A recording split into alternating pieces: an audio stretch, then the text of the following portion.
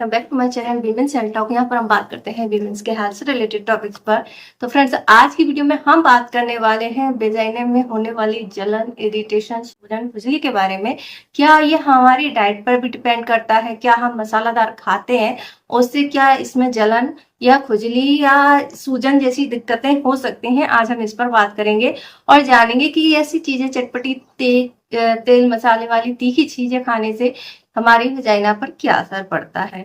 चलिए वीडियो शुरू करते हैं और जानते हैं। फ्रेंड्स, विजाइनल पार्ट हमारी बॉडी का सबसे नाजुक हिस्सा होता है और इसमें इन्फेक्शन भी बहुत जल्दी होता है, क्योंकि इसका जैसे ही पीएच बिगड़ता है यहाँ पर दिक्कतें शुरू हो जाती हैं। इरिटेशन, खुजली, जलन या फिर यूरिन करते समय आपको जलन होती है। तो ये सारी चीजें क्या हमारी डाइट पर भी डिपेंड करती हैं? जी हाँ, आप जो कुछ भी खाते हैं उससे इसके पीएच में बदलाव होता है और उसका असर जो है आपको ये दिक्कतों के साथ में होता है। विजाइना क्या होती है? विजाइना की एक नेचुरल प्रोसेस होती है जिसमें उसका पीएच जो है बैलेंस रहता है। इसलिए हमेशा कहती हूँ मैं कि कुछ भी उसको एक्स्ट्रा केयर करने की या एक्स्ट्रा वॉश करने की जरूरत नहीं होती है। कोई भी साबुन, सोप, लिक्विड या हाइजीन के लिए जो भी मार्केट में बहुत तरह की चीजें आती है, कुछ भी लगाने की जरूरत नहीं होती, क्योंकि इसका नेचुरल फिनोमिना होता है, अपने पीएच को बैलेंस करता है। जब इसका पीएच जो है बैलेंस रहता है तो इन्फेक्शन होने के चांस बहुत कम होते हैं, क्योंकि इसका जो पीएच है वो बैक्टीरिया, जो गुड बैक्टीरिया होते हैं हमारे विजाइना में होते हैं, वो इसका प्रोटेक्शन का काम करते हैं। और जैसे ही इसका जो पीएच बिगड़ता है, ये बैक्टीरिया की संख्या जो है कम हो जाती है और बैड बैक्टीरिया बढ़ जाते हैं। उसके बाद आपको तरह तरह के डिस्चार्ज, इन्फेक्शन, खुजली, सूजन या डिस्चार्ज, इस तरह की समस्याएं होने लगती हैं। इसके अलावा दूसरे गंभीर सब जो है बीमारियां भी आपको लग सकती हैं। इसलिए जरूरी होता है कि हमें इस चीज का हमेशा ध्यान रखना चाहिए। अब दूसरा सवाल आता है, क्या हमारे खाने पीने से विजाइना का पीएच में बदलाव होता है और कैसे होता है? तो फ्रेंड्स, जैसे कि मैंने कहा, जब आप ज्यादा तेज, तीखी, मसालेदार चीजें खाती हैं तो इससे क्या होता है, हमारी बॉडी में हीट क्रिएट होती है या आपकी बॉडी में पित्त बढ़ जाता है, जिसे आयुर्वेद में पित्त दोष कहते हैं, वो बढ़ जाता है। और जब इसका जो है इसकी मात्रा बढ़ती है हमारे शरीर में तो इसके सिम्टम आने लगते हैं और हमारा जो पीएच है वो बिगड़ने लगता है।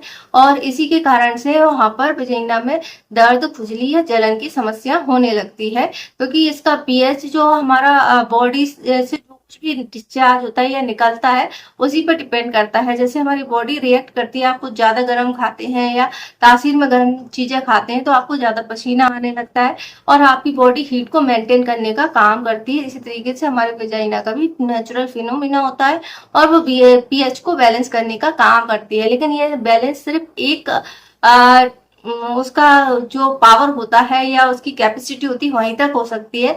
उसके अलावा अगर आप बार बार या रोजाना इस तरह की चीजों का सेवन करते हैं तो इससे उसका पीएच बिगड़ने लगता है और उसका इन्फेक्शन होने के चांसेस बहुत ज्यादा बढ़ जाते हैं। खुजली, जलन, ड्राइनेस, यूरिन करते समय जलन होना, ये सारी दिक्कतें आपको आ सकती हैं।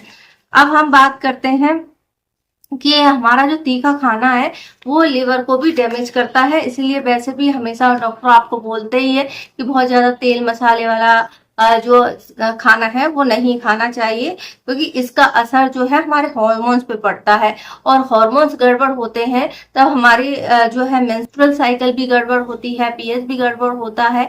इसके अलावा जो लोग बहुत ज्यादा तीखा, तेल मसाले वाला खाना या चटपटा खाना पसंद करते हैं, अगर ऐसी महिलाओं में उनका मेंस्ट्रुअल साइकिल सही नहीं आ रहा है तो उनको जो सिस्ट या फाइब्रॉइड है उनकी संख्या में अचानक से वृद्धि भी देखी जाती है और इससे उनका रिप्रोडक्टिव सिस्टम जो है खराब हो सकता है, यानी कि उनको कंसीव करने में दिक्कत आ सकती है। इसीलिए ये चीजें बहुत ज्यादा ध्यान देने की जरूरत है, क्योंकि हमारा जो विजाइनल एरिया है बहुत ज्यादा सेंसिटिव होता है और इस पर किसी भी हार्मोनल चेंज का बहुत जल्दी असर होता है और इसी की वजह से कई सारी महिलाओं में ड्राइनेस की दिक्कत देखने को मिलती है। तो बहुत ज्यादा जो तीखा खाना है वो पीएच तो बिगाड़ता ही है, साथ में दूसरी दिक्कतें भी आपको पैदा कर सकता है। तो इसमें जो नेचुरल बैक्टीरिया होते हैं वो खत्म होने की वजह से ये सारी दिक्कतें होती हैं। इसके सिम्टम्स की बात करें तो आपको वहां ड्राइनेस होगी, खुजली होगी, सूजन होगी, यूरिन करते समय आपको जलन होगी। इसमें जो है योनि के जो टिश्यू है उनमें सूजन आ जाएगी। बार बार ईस्ट इन्फेक्शन होने लगा। ईस्ट इन्फेक्शन यानी कि दही जैसा गाढ़ा डिस्चार्ज आपको होने लगेगा। इसके अलावा वहां से आपको बदबू आने की समस्या भी दिख सकती है। इसके अलावा डिस्चार्ज जो है वो भी बढ़ सकता है। तो ये सारे सिम्टम जो है आ सकते हैं। अगर हम इसके उपाय की बात करें, कुछ घरेलू तौर पर आप इसके पीएच को बैलेंस करने के लिए क्या क्या कर सकते हैं। इसके पीएच को बैलेंस करने के लिए आप घरेलू तौर पर थोड़ी सी डाइट में चेंज करेंगे। इसके अलावा अगर आपको बहुत ज्यादा जलन, खुजली या सूजन हो रही है तो अपने जो डाइट है उसमें लिक्विड चीजों का इंटेक बढ़ा दीजिए। नारियल पानी पी सकते हैं। नारियल पानी जो होता है बहुत ही अच्छा काम करता है। अगर आपको विजाइनल एरिया में कोई दिक्कत हो रही है तो आप नारियल पानी पीना शुरू कर दीजिए, क्योंकि इसका कोई साइड इफेक्ट नहीं होता और ये शरीर को ठंडक देता है। इसके अलावा आप खीरा खाना शुरू कर सकते हैं। खीरा वैसे भी आपकी बॉडी को डिटॉक्स करता है, जो कि आपके शरीर में जो ज्यादा पित्त बढ़ गया है उसको ठीक करने का काम करेगा। इसके अलावा सौंफ का पानी आप पी सकते हैं, जो कि तासीर में बहुत ज्यादा ठंडा होता है। तो इसके लिए आप 1 गिलास पानी लेंगे और उसमें 1 चम्मच सौंफ रात भर भिगो के रखेंगे और इसको छान करके सुबह आपको पीना है। तो ये भी आपकी बॉडी में जो जलन हो रही है वेजाइनल एरिया में उसको शांत करता है, वहां का पीएच बैलेंस करने में मदद करता है। एलोवेरा जूस भी आप यूज कर सकते हैं, जो कि antibacterial, anti fungal, anti inflammatory होता है, जो कि जलन को कम करेगा, सूजन को कम करेगा।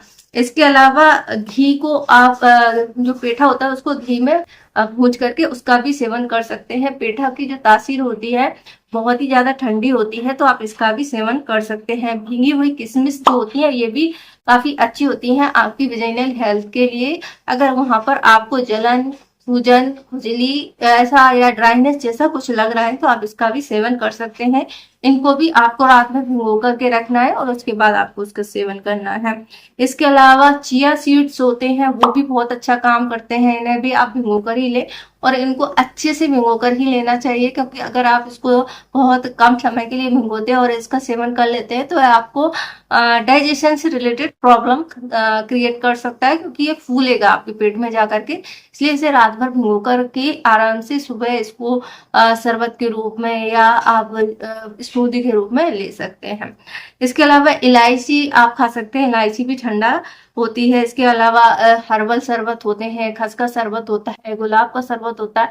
यानी कहने का मतलब ये जितनी भी जो ठंडी चीजें हैं जो आपके शरीर की तासीर को ठंडक दे सकती हैं वो आप ले सकते हैं। अगर आपको ठंडी तासीर है तो फिर आप इनको सेवन ना करें, फिर आप अपने डॉक्टर से संपर्क करने के बाद ही लें, क्योंकि बहुत सारे लोगों को अस्थमा, साइनस जैसी दिक्कतें होती हैं तो उनको ये दिक्कतें आ सकती हैं।